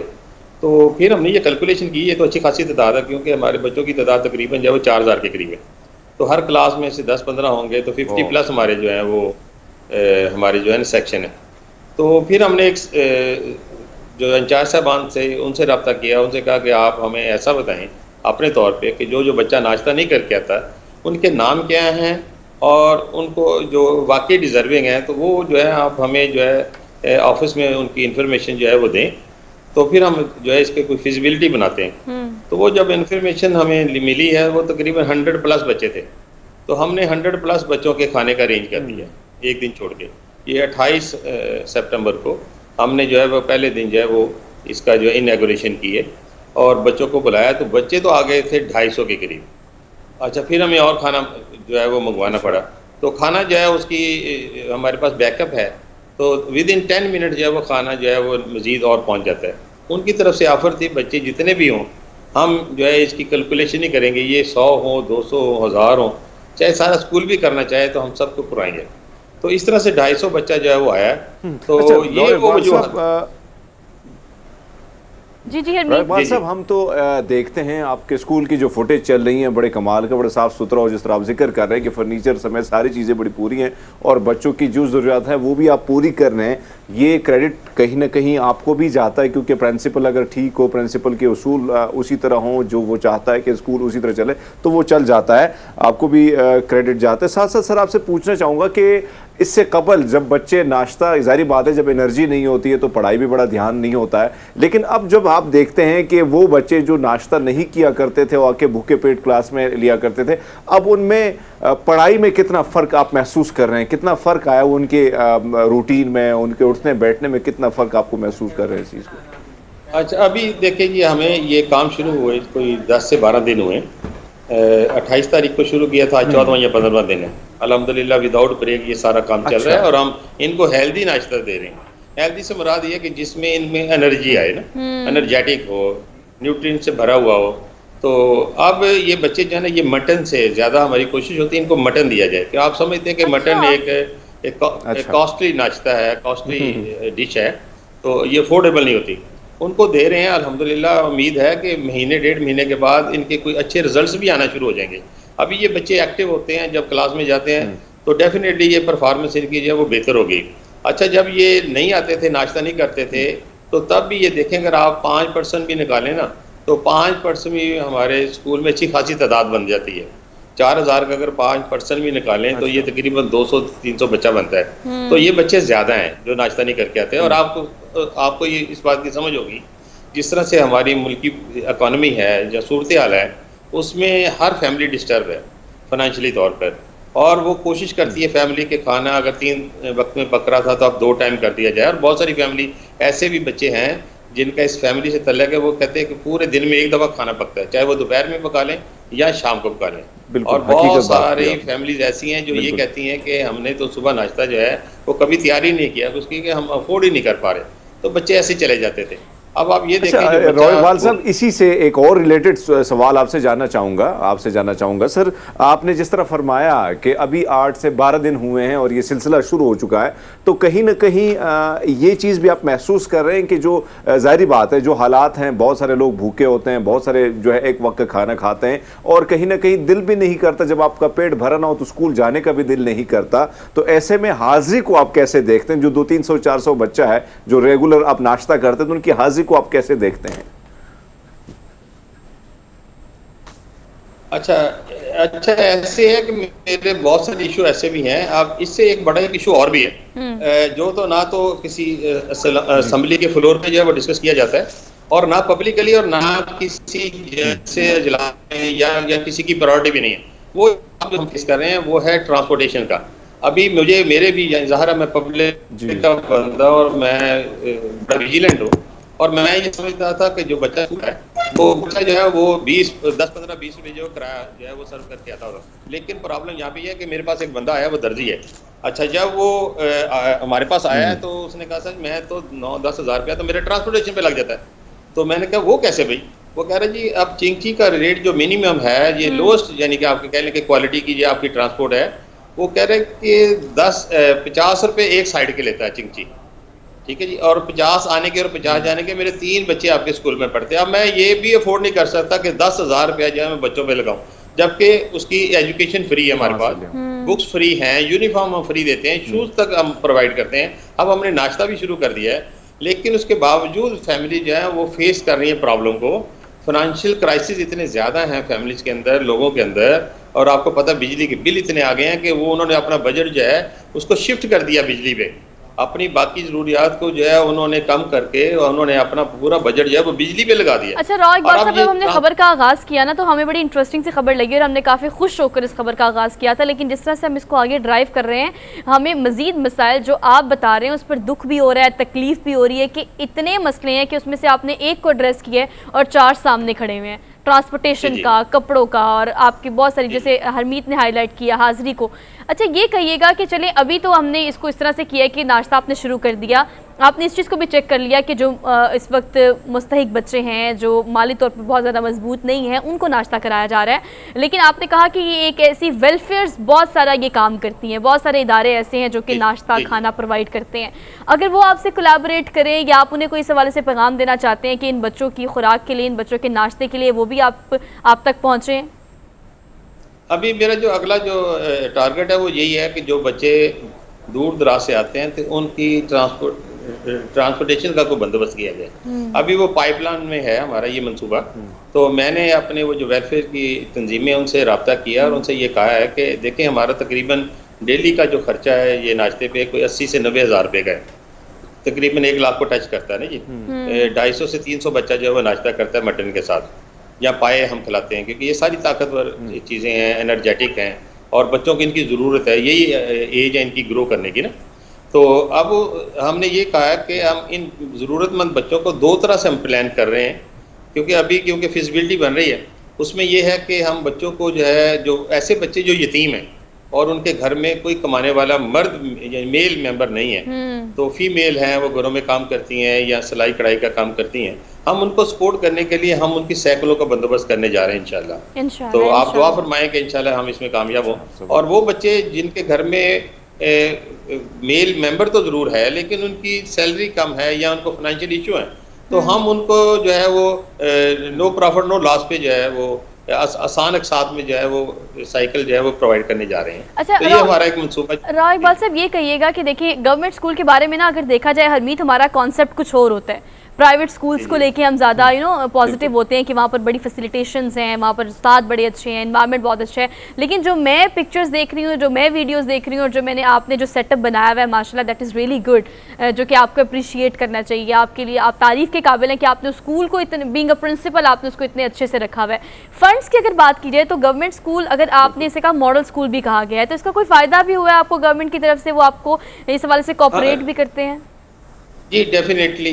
अभी हमने ये जो लास्ट ईयर था उसमें हमें जब इसको मॉडल डिक्लेयर किया गया तो हमें फंडिंग की थी मुराद राज साहब ने, तो 50 लाख के करीब जब वो फंड आया था एक उसकी रेनोवेशन के लिए, और इससे ज़्यादा जो था 50 से 60 लाख के करीब जो है वो हमें इंफ्रास्ट्रक्चर के लिए, उसमें फर्नीचर था, उसमें फ्रिज थी, उसमें लाइट्स आई हैं, पंखे आए हैं, ठीक है, वो बेहतर हो गया, बहुत अच्छा, यानी इंफ्रास्ट्रक्चर बेहतर हो गया। और ये मैं क्योंकि इस स्कूल के अंदर 18 साल से प्रिंसिपल हूँ, ये बिल्डिंग जो है वो 112 साल पुरानी है, ये लगती नहीं है ये पुरानी है, क्योंकि इसको बहुत अच्छी तरह से मेंटेन किया गया है। अगर ये आपने जो तस्वीरें आप देख रही हैं, ये हमारा सिर्फ फ्रंट व्यू है, अगर आप बैक पे देखें तो इससे भी बेहतर आपको व्यूज़ नज़र आएंगे। और मेरा कोई कमरा ऐसा नहीं है जो नीट एंड क्लीन ना हो, और अल्हम्दुलिल्लाह इसको यानी कि इस तरह से वेल मेंटेन किया कि ये एक तारीखी स्कूल को हमने जब मेंटेन किया कि इसको जो गज़ट ऑफ फैसलाबाद छपा है वो डिप्टी कमिश्नर ऑफिस से पब्लिश होता है, उसमें स्कूल का जिक्र किया गया है, और साथ में वहाँ पे कुछ थोड़ी बहुत मेरी भी तारीफ़ की गई है, क्योंकि वरना बाई नेम जो है वो किसी भी गज़ट में जो है वो जिक्र नहीं होता, प्रिंसिपल का ज़रूर कहते हैं, लेकिन उन्होंने डिप्टी कमिश्नर साहब की मेहरबानी है, जितने भी डिप्टी कमिश्नर यहाँ पे तशरीफ़ लाए हैं, DCOs रहे हैं, वो उन्होंने अप्रिशिएट किया और मुझे एक रोल मॉडल के तौर पर पेश करते रहे फैसलाबाद में। तो अल्हम्दुलिल्लाह ये स्कूल ऐसा है कि बहुत सारे प्राइवेट स्कूल जो हैं वो हमारे लेवल के नहीं हैं फैसलाबाद के अंदर, और स्वाय चंद एक जो लीड क्लास के हैं, क्योंकि उनकी तादाद भी कैलकुलेटेड होती है, हमारी तादाद जो है वो ज़ाहिर है कैलकुलेटेड नहीं है, ये अनलिमिटेड है, और हमें तो हर बच्चे को हमने जो है वेलकम करना है एडमिशन के लिए, हम किसी को इनकार नहीं कर सकते। तो उसके बावजूद ये डिसिप्लिन और ये सफाई जो है अल्हम्दुलिल्लाह ये हम एक अच्छी नुमाइंदगी कर रहे हैं पब्लिक सेक्टर की, और एक अच्छा मैसेज आता है, और ये पब्लिक को पता है कि यहाँ पे काम हो रहा है और अच्छे अंदाज से हो रहा है, और सब लोग जो है जब भी कोई रेफरेंस देना हो सरकारी स्कूल का तो इस अदारे का जो है वो रेफरेंस देते हैं कि वो भी तो एक स्कूल है। तो ये लोग जो है प्राइवेट सेक्टर वाले भी ओन करते हैं कि अगर कोई सरकारी स्कूल या कोई काम कर रहा है तो वो ये गवर्नमेंट MCR सेकेंडरी स्कूल कोतवाली रोड है। सर आप तारीफ के काबिल हैं, आपका अच्छा, काम। इकबाल साहब। जी हरमीत बोलें। जी सवाल। जी इकबाल साहब, आपका जो तरीक़ाकार है मुझे तो बेहद पसंद आया, सोआ जिस तरह फरमा रही, जो वीडियो हम देख रहे हैं, लेकिन आपसे जानना चाहूँगा कि एक बहुत बड़ी तादाद जो है बच्चों की वो इस वक्त आउट ऑफ स्कूल है, कहीं ना कहीं मसाइल भी बहुत ज़्यादा हैं, और फिर हम देखें जो सरकारी स्कूल हैं उसमें भी बड़े मसाइल होते हैं, आपने देखा है। लेकिन मुझे आज भी याद है कि हमारे टीचर हुआ करते थे तो वो कभी हमें अटैक करने के लिए ना एक चॉकलेट जो है वो हमें दिया करते थे, डेली कहीं ना कहीं ला के वो हम बच्चों को दिया करते थे, तो हम बड़े खुश होकर स्कूल जाया करते थे। अगर आपको देखकर आप उन लोगों को क्या पैगाम दें कि जो कर भी सकते हैं, जिनका बस भी चल सकता है, तो उनको क्या पैगाम देंगे? अगर बच्चों को राग़िब करना है तो थोड़ी छोटी मोटी चीज़ों से भी वो सारी चीज़ सेटल हो सकती है, क्या कहेंगे इस पर आप? अच्छा सर, इस तरह है कि जो आप फरमा रहे हैं ना जी हरमीत साहब, वो ऐसे है कि जो आप सोचते हैं ना जी, वो आपकी सोच है, और हम प्रैक्टिकली वो पहले से परफॉर्म कर रहे होते हैं। आपने जो सोचा है ना कि ऐसे होना चाहिए, हमारी क्लासेस ऐसी हैं कि हमारे कुछ टीचर ऐसे हैं कि वो जब व्हाट्सएप ग्रुप के अंदर उन्होंने इशा के बाद तमाम वालिदैन से ये कहा हुआ कि अपना मोबाइल फ़ोन जो है ना व्हाट्सएप पे ऑन रखना है, और वो टीचर जो है वो उनके साथ टच होते हैं, और वो व्हाट्सएप पे रैंडमली बच्चों से पूछते हैं कि इस वक्त आप क्या काम कर रहे हैं, तो वो देखते हैं कि मुझे जो है वो वीडियो कॉल के जरिए बताएं आप कौन सी बुक्स पढ़ रहे हैं और इस वक्त कौन सा सबक याद कर रहे हैं या होमवर्क कौन सा कर रहे हैं। ये जो आप सोच रहे हैं ना, ये तो यानी आपकी सिर्फ सोच है, और हम प्रैक्टिकली वो परफॉर्म कर रहे हैं। हमारे बच्चे जो है यहाँ पे पेरेंट्स डे बनाते हैं, तो हम जब वालिदैन को बुलाते हैं तो ये बच्चे जो है अपने वालिदैन को चॉकलेट देते हैं, और जब हम छुट्टियों के बाद ही आए थे तो हम आपको एक वीडियो शेयर करेंगे। हमने इन बच्चों को जब ये कोरोना के बाद जब रीओपनिंग हुई है स्कूलों की, तो हमने इनको बैलून और ढोल ढमक्के के साथ वेलकम किया। हमने इनको फूल की पत्तियां दी हैं, फूल दिए हैं, और हमने इनको चॉकलेट दिए, और इस तरह से ये सिलसिला चलता है। हम इन बच्चों को जो है ना हर हाल में जो है ना अप्रिशिएट करते हैं, और ये बच्चे जो है हमारे जो है वो बहुत कम हैं जो छुट्टी करते हों। और यहाँ पे अगर बच्चा कोई एक दफ़ा आ जाता है तो हमारा तरीकाकार ही मुख्तलिफ है। जब किसी क्लास में एक बच्चा आता है तो पूरी क्लास उसको वेलकम करती है, क्लैप्स करती है, वो बच्चा समझता मुझे प्रोटोकॉल मिला यहाँ पे, और वो अपने वालिदैन से कहता है मैंने एडमिशन यहीं पे लेना है। अब मैंने जो आपको जो मेन इशू आपको बताया ना, इसको शायद वो आप लोग भी इसको हाईलाइट करें, ये बहुत मेन इशू है। वो सबसे बड़ा है पब्लिक ट्रांसपोर्ट का। पब्लिक ट्रांसपोर्ट फैसलाबाद में ना होने के बराबर है, बंदे अफोर्ड नहीं कर पा रहे। अगर आप सोचें कि देखें आप भी माशाल्लाह फैमिलीज वाले हैं, अगर आपके 4 बच्चे अगर कहीं जा रहे हैं तो आपका जो बजट है मैक्सिमम जो वो ट्रांसपोर्टेशन पे लग रहा है। अगर ये बच्चों को स्कूल पहुंचने तक अगर गवर्नमेंट फैसिलिटेट कर देती है तो ये आपका जो ड्रॉप आउट है ये उसको मिनिमाइज किया जा सकता है। ठीक है, अभी हम तमाम गवर्नमेंट जब वो ब्लेम करती है एक दूसरे के ऊपर कि बच्चे तो 2 करोड़ के करीब जो है वो बाहर आउट ऑफ स्कूल है, इनको लाया कैसे जाएगा भाई? लाने के लिए तो ये है कि उनको किसी तरह से पहुंचाएं। अगर ये देखें, हमारा तो स्कूल जो है वो शहर के मिड में, और मेरे पास यहाँ पे सराउंडिंग में आबादी नहीं है, क्योंकि ये सारा कमर्शियल हो गया, घंटा घर है ये चंद कदम पे, और ये मेरे 8 ठीक है रियाज, थैंक यू राव साहब, आपका बेहद शुक्रिया। आपसे बात करके यकीनन हमें बहुत अच्छा लगा है। आपने जिस तरीके से इस स्कूल को बनाया, 18 साल से बीइंग अ प्रिंसिपल आप इसको चला रहे हैं, तो बड़ी एक ज़बरदस्त और इंटरेस्टिंग गुफ्तगू रही है। लेकिन जाते जाते अगर हम लाहौर शहर की बात करें, इस्लामाबाद की बात करें, आप मेट्रो देखते हैं, आप ऑरेंज ट्रेन देखते हैं, लेकिन अगर ये मसला फैसलाबाद में इस तरह से है तो मौजूदा हुकूमत को या मुतल्लिका महकमा जात जो हैं उनको इस चीज़ पर नज़रसानी करनी चाहिए कि वहाँ के लोगों को फैसिलिटेट करने के लिए भी इस ट्रांसपोर्टेशन के मसले को जो है वो हल किया जाए। हमने एक छोटी सी क्विक ब्रेक लेनी है, वापस आते हैं। आप देखते रहिए प्रोग्राम जिसे हम कहते हैं गुड मॉर्निंग पब्लिक।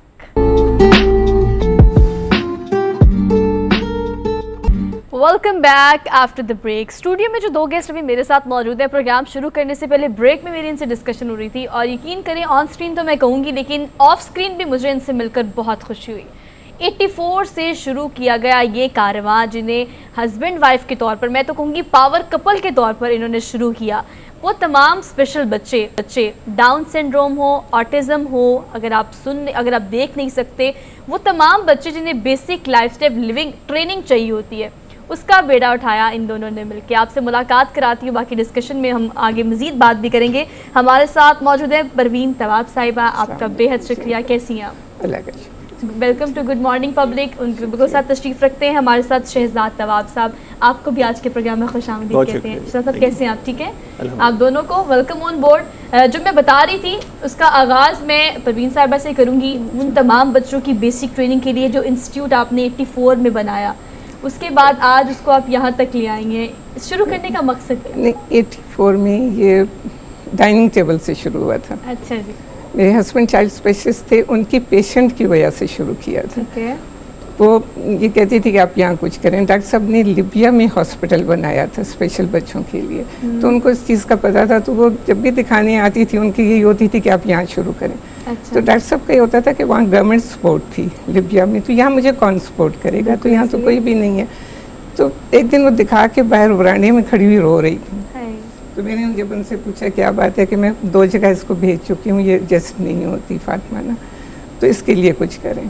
फिर भी डॉक्टर साहब से कहा मैं शुरू करती हूँ, और कोई चीज़ नहीं थी, डाइनिंग टेबल थी, डाइनिंग टेबल से शुरू किया। एक रोती हुई माँ को देख के। बस ये माँ के आंसू की वजह से बना है। अच्छा, आज की अगर बात की जाए परवीन साहिबा, तो आज की माएँ भी यकीनन उसी तकलीफ में, जिस तकलीफ में वो माँ थी आती हैं। और अब बच्चे हैं, खसूसी बच्चे, बल्कि आप जो टर्म यूज़ करती हैं चिल्ड्रन विद स्पेशल नीड्स, बड़ी एक ज़बरदस्ती टर्म है जो आप ड्राइव कर रही हैं। अब कहाँ तक पहुँचा है ये, हम कितनी हद तक इसको एड्रेस कर चुके हैं?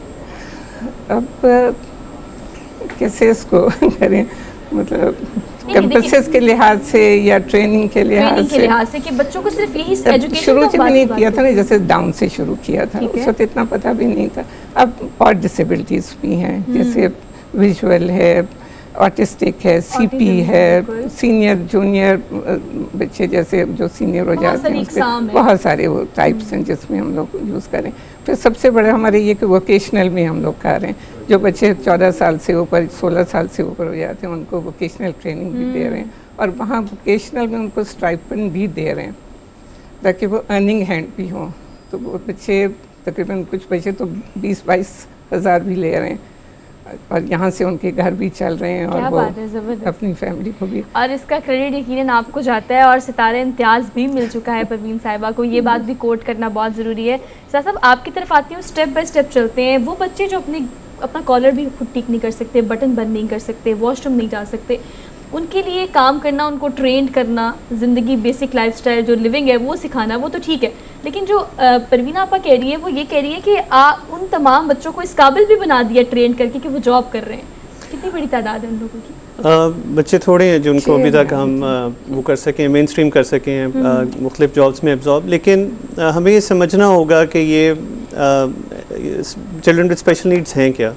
सो ये वाइल्ड अरे है, बहुत बड़ा स्पेक्ट्रम है, जिसमें जैसे मेरी वालदा ने मेंशन किया कि सेरेब्रल पाल्सी है, ऑटिज़म है, विजुअल इम्पेयरमेंट वाले हैं।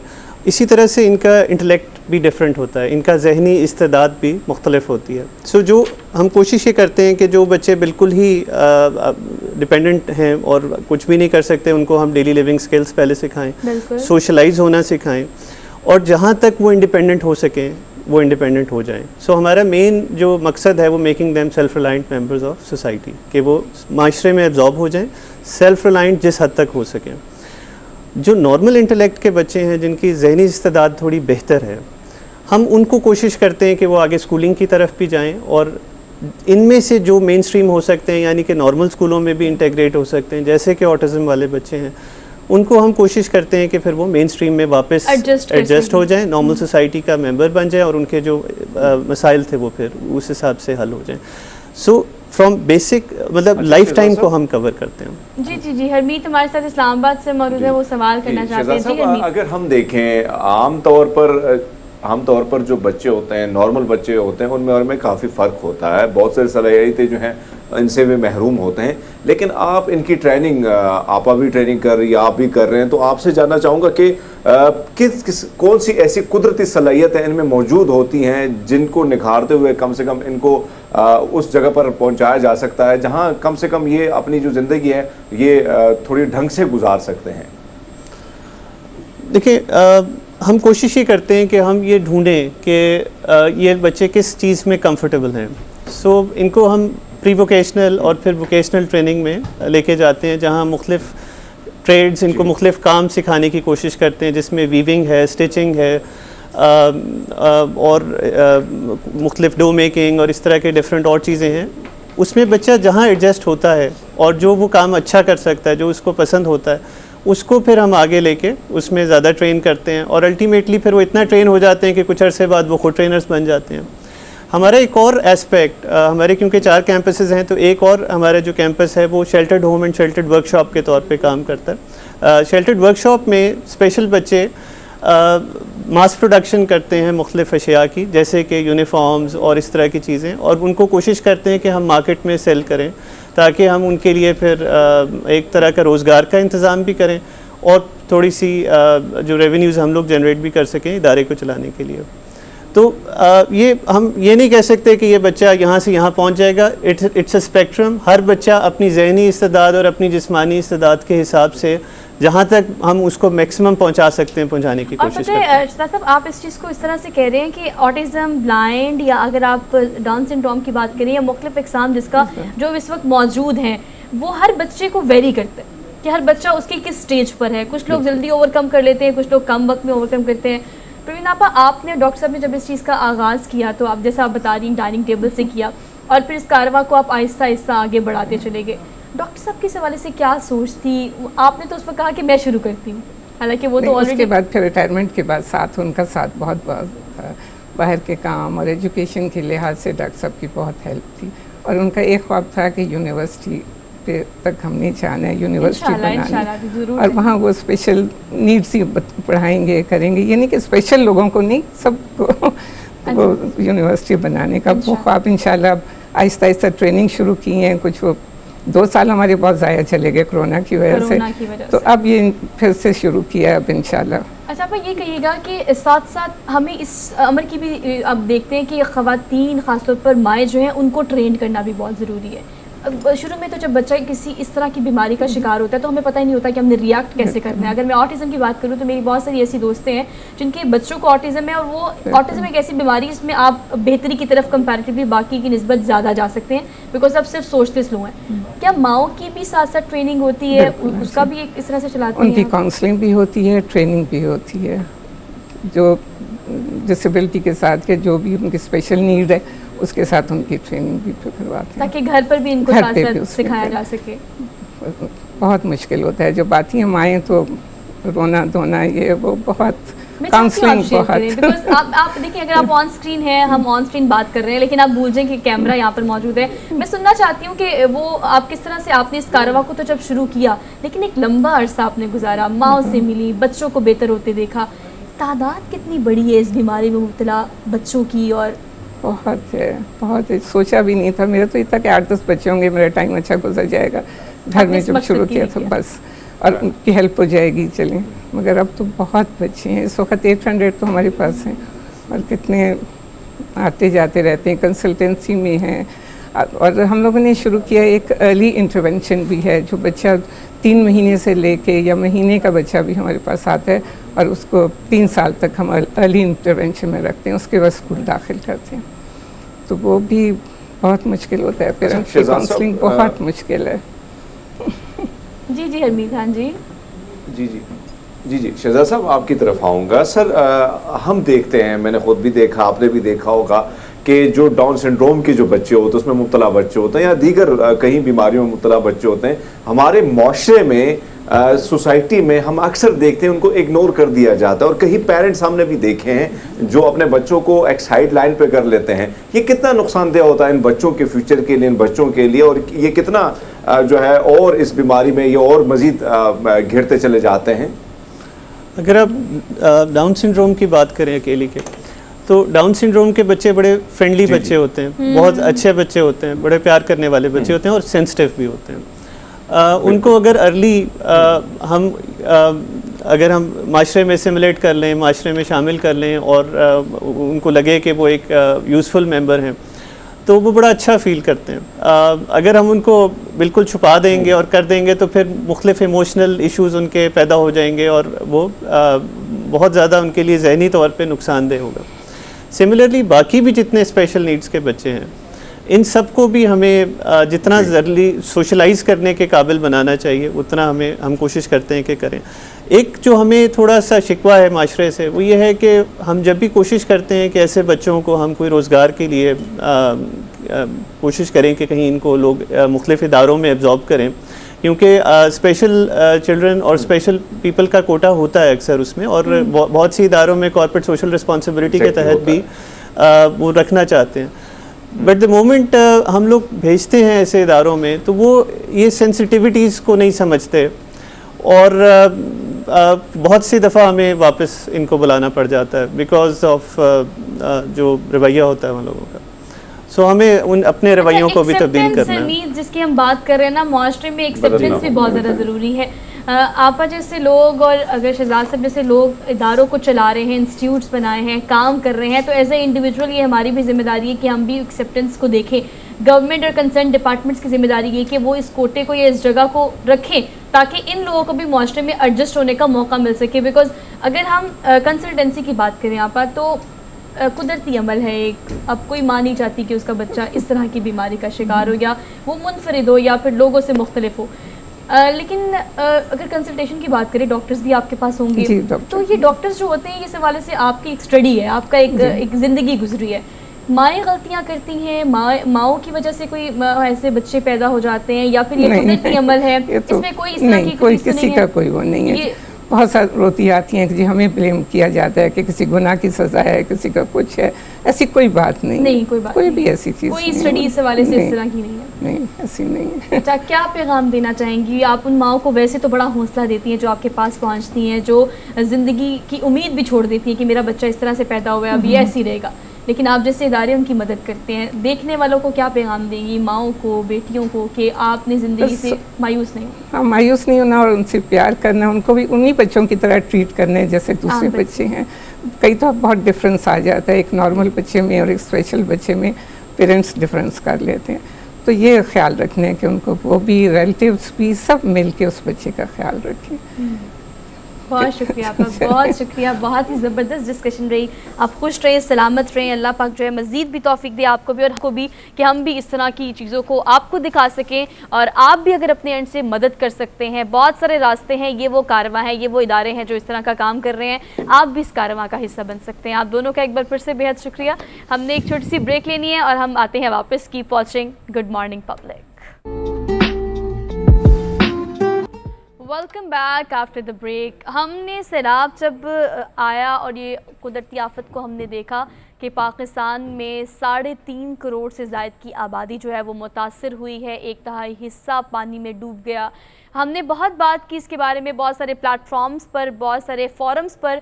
इसके अलावा अगर हम इंस्टीट्यूट्स की बात करें, इदारों की बात करें, हुकूमत की बात करें, पॉलिटिशियंस की बात करें, काम शहरी की या काम पाकिस्तानी की बात करें, हर किसी ने अपने एंड से सैलाब-ज़दगान की मदद करने की कोशिश की। और हमने इनिशियल स्टेजेस पे ये देखा है कि जो उनको रेस्क्यू करने का अमल था वो हमने बर वक्त मुकम्मल किया, लेकिन अब वक्त है रिहैबिलिटेशन का। उनको ज़िंदगी की जानिब वापस लेके आने का। अब बात हम कर रहे हैं कि हमने बहुत इस चीज़ के बारे में बात भी की है और इस पर एड्रेस करने की भी कोशिश की है, लेकिन कहीं ना कहीं अब ये चीज़ थोड़ी कम हो गई है। आ गई हैं सर्दियाँ, और इन सर्दियों में आप जानते हैं कि लाहौर, इस्लामाबाद, इन शहरों के अलावा उन बालाई इलाकों में कंपैरेटिवली हमारे शहरों से सर्दी बहुत एक्सट्रीम पर होती है। इस वक्त उन्हें ज़्यादा अशद ज़रूरत है राशन से कहीं ज़्यादा बिस्तर की, सर्दियों के कपड़ों की, जो बग़ैर छत के इस वक्त शदीद सर्दी में हमारी मदद के मुस्तहिक हैं, हमारी मदद के मुंतज़िर हैं, इंतज़ार कर रहे हैं। हरमीत, हमने बहुत दफ़ा कहा है कि आर्मी के बहुत सारे ऐसे कैंप्स हैं जो कि लगे हुए हैं, जहाँ पर जाकर आप फ़ौरी तौर पर उनकी इमदाद के लिए जो भी आपने मदद करनी है आप वहाँ पहुँचाएँ, राशन की सूरत में या फिर सर्दियों के कपड़ों की सूरत में या कंबल की सूरत में या बिस्तर की सूरत में। लेकिन अब इस चीज़ की बात करने की दोबारा से ज़रूरत है, क्योंकि वहाँ पर सर्दी बहुत बढ़ गई है, उनके पास छत नहीं है, रहने के लिए जगह नहीं है, तो अब लोगों को दोबारा से इस तरफ राग़िब करना ज़रूरी हो गया।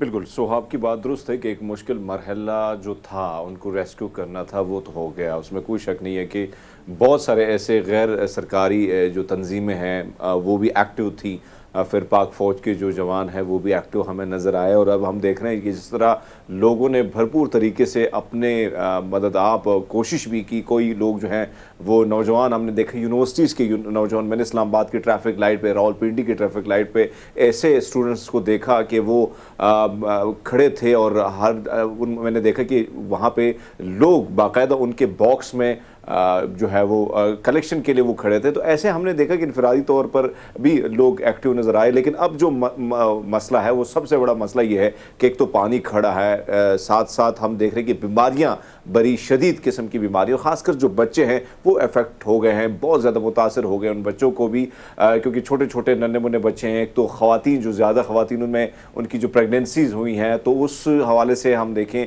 तो नौमौलूद जो बच्चे हैं वो भी बीमार हैं। तो इन सब के बावजूद अब आने वाली हैं सर्दियां, और सर्दियों में आपको मालूम है कि वो इलाका जो है, चाहे वो साउथ पंजाब हो या बलूचिस्तान का इलाका हो या सिंध की तरफ जाएं, चलो सिंध में थोड़ी बहुत सर्दी उस किस्म की नहीं पड़ती, लेकिन फिर भी सर्दियां हैं और बच्चे हैं और बेआसरा, यारो मददगार वो अगर बैठे हैं टेंट में, ज़िंदगी गुजारना बहुत मुश्किल काम है।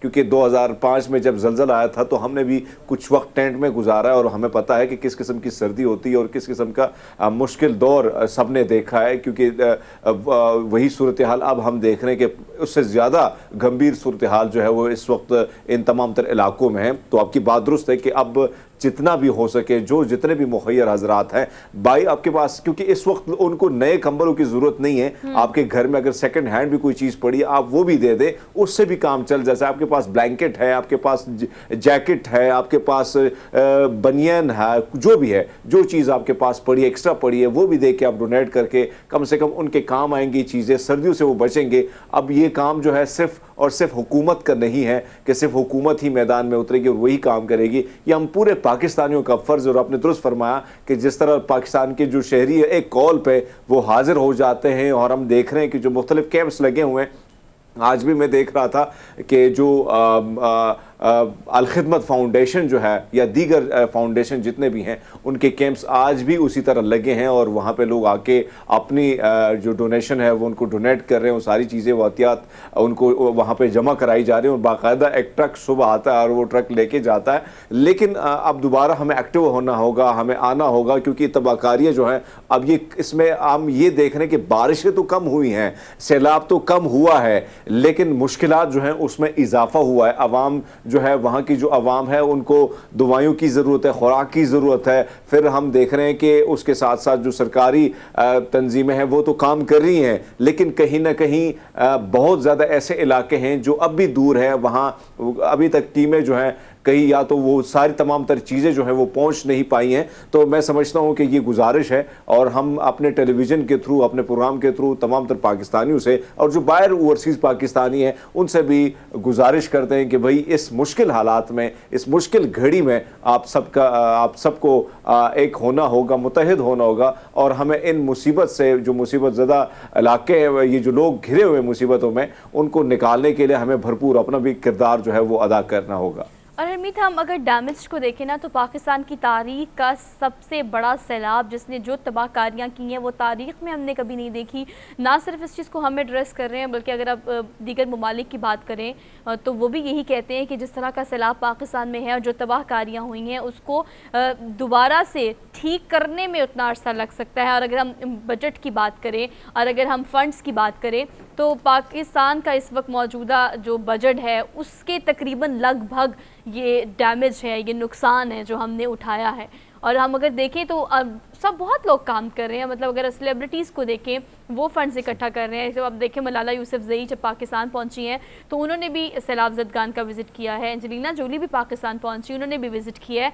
सारे मिलकर काम कर रहे हैं, लेकिन नुकसान इतना बड़ा है कि हमें मज़ीद इस चीज़ के बारे में सोचना पड़ेगा कि इनफरादी तौर पर भी हम क्या क्या कर सकते हैं। एज ए इंडिविजुअल हमारी भी जिम्मेदारी है कि अगर हम किसी अदारे के थ्रू जा रहे हैं या किसी आर्मी के थ्रू जा रहे हैं, कैंप्स जैसे मैंने बहुत दफ़ा जिक्र किया, हमने अपने प्रोग्राम में बहुत दफ़ा उन कैंप्स का जिक्र किया है जो कि इस वक्त 28 से ज़्यादा सिर्फ लाहौर में लगे हुए हैं। मुख्तलिफ मकामात पर, आप लिबर्टी की बात करें, आप गुलबर्ग की बात करें, आप जोहर टाउन की बात करें, ये मुल्हिका इलाके जो है यहाँ पर हम देख रहे हैं कि बड़ी तादाद में कैंप्स लगे हुए हैं। तो आपके लिए अब वो क्रेडिबिलिटी चेक नहीं है कि आप जो इमदाद पहुँचा रहे हैं क्या वो मुस्तहिकीन तक पहुँच रही है, क्या वो उन तक पहुंच रही है इस तरह से जिस तरह से आप ये सोचते हैं कि हमारी इमदाद उन लोगों तक पहुंचनी चाहिए जो इसके मुंतज़िर हैं, जो इसके असल हकदार हैं। तो ये सारी चीज़ें क्रेडिबिलिटी चेक करने के बाद ही आपको बताई जा रही है कि इन लोगों को अब अशद ज़रूरत है इस सर्दी के मौसम में आपकी मदद की, क्योंकि इनिशियल रेस्क्यू तो हमने उनको कर दिया है, लेकिन अब ये देखना है कि किस तरह से उन्हें ज़रूरत है हमारी। और हरमीत, एक और बड़ी अहम बात इसमें यह है कि हम सिर्फ ये सोचते हैं कि हमने इस सारे सिनेरियो में राशन को देखा है कि राशन भेजा जा रहा है और राशन जो है हमने इस पर ज़्यादा फोकस रखा है, ज़्यादातर इदारों ने इस पर फोकस रखा है, लेकिन अब फोकस थोड़े अपने डाइवर्ट करने पड़ेंगे, अपने चेंज करने पड़ेंगे, क्योंकि नुकसान इतना बड़ा है कि सारे मिलकर भी करेंगे तो ही जाकर उनकी ज़्यादा नहीं थोड़ी मदद हो सकेगी। तो यही पैगाम था आज के प्रोग्राम से और अब प्रोग्राम को हमने कर लिया मुकम्मल। कल नए टॉपिक, नए इश्यूज़ के साथ दोबारा से हाजिर होंगे। अपना बहुत सारा ख्याल रखिएगा, हमें दीजिए इजाज़त। अल्लाह हाफ़िज़।